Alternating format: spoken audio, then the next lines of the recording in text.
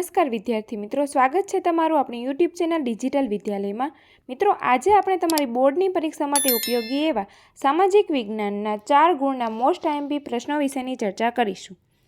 પહેલો પ્રશ્ન છે, પ્રકરણ 3ના આધારે એક કોષ્ટક આપેલ છે। આ નમૂના મુજબ ઉત્તરવહીમાં કોષ્ટક બનાવીને માંગ્યા મુજબ ગુજરાતના શિલ્પ સ્થાપત્યના સ્થળો નામ સાથે 3 ક્રમ સુધીની યાદી બનાવીને લખો।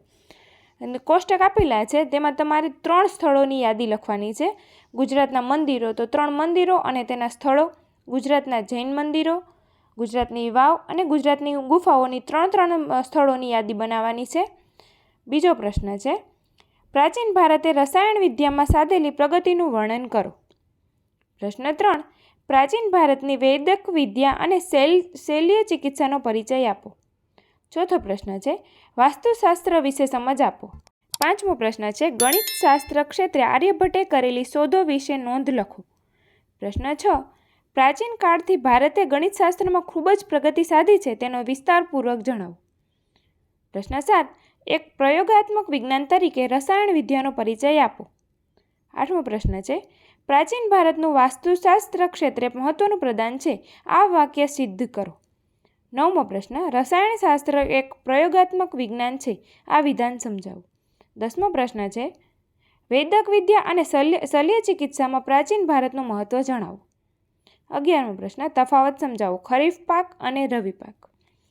12મો પ્રશ્ન છે, નીચે કૃષિના 2 પાકોના ચિત્રો દર્શાવેલ છે, તે પાકને ઓળખી પાકનું નામ જણાવો અને નીચેના મુદ્દા આધારિત માહિતી આપો। પ્રશ્ન 13, ભારતમાં કૃષિ ક્ષેત્રે થયેલા સંસ્થાગત સુધારા જણાવો। 14મો પ્રશ્ન છે, ભારતમાં કૃષિના પ્રકારો કયા કયા છે, તેની વિસ્તૃત સમજ આપો। પ્રશ્ન 15, ભારતીય કૃષિ ક્ષેત્રે થયેલા તકનીકી સુધારા જણાવો। 16મો પ્રશ્ન છે, બેરોજગારીનો અર્થ જણાવી કોઈ પણ 2 વિશે સમજૂતી આપો। પ્રશ્ન 17, ગરીબી નિવારણની વ્યૂહરચનાઓ વિશેની સમજૂતી આપો। 18મો પ્રશ્ન છે, બેરોજગારી ઘટાડવાના કોઈ પણ 8 ઉપાયો વિસ્તૃત સમજાવો। પ્રશ્ન 19, જો ભારતમાં બેરોજગારી ઘટાડવી છે તો શ્રમ શક્તિનું યોગ્ય આયોજન શ્રેષ્ઠ પુરવાર થઈ શકે છે, કેવી રીતે સમજાવો। 20મો પ્રશ્ન છે, બેરોજગારીના પ્રકારો સમજાવો। 21મો પ્રશ્ન, ભારતમાં ગરીબીના મૂળિયા શહેરો કરતાં ગ્રામ્ય વિસ્તારમાં ખૂબ ઊંડા છે, તે માટેના જવાબદાર કારણો તમે કયા ગણો છો, તે જણાવો। 22મો પ્રશ્ન, ગરીબી ઉદ્ભવવાના કારણોની ચર્ચા કરો। પ્રશ્ન 23, ભારતમાં બેરોજગારીના સ્વરૂપોની ચર્ચા કરો।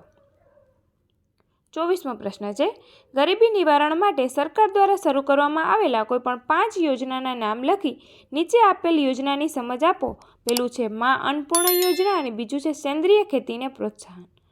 25મો પ્રશ્ન છે, બેરોજગારીનો અર્થ આપી તેના મુખ્ય સ્વરૂપો વિશે સમજાવો।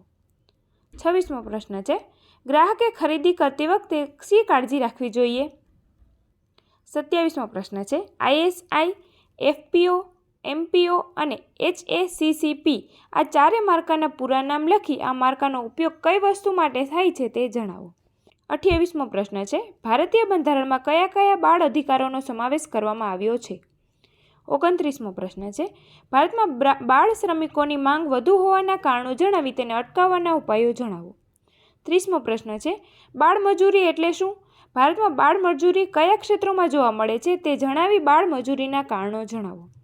31મો પ્રશ્ન છે, રાષ્ટ્રીય અન્ન સલામતી કાયદો 2013 શું છે અને તેના હેતુઓ જણાવો। 32મો પ્રશ્ન છે, બંધારણમાં આપેલા બાળકોના અધિકારો જણાવો। મિત્રો, આ હતા તમારા સામાજિક વિજ્ઞાનના 4 ગુણના મોસ્ટ આઈએમપી પ્રશ્નો।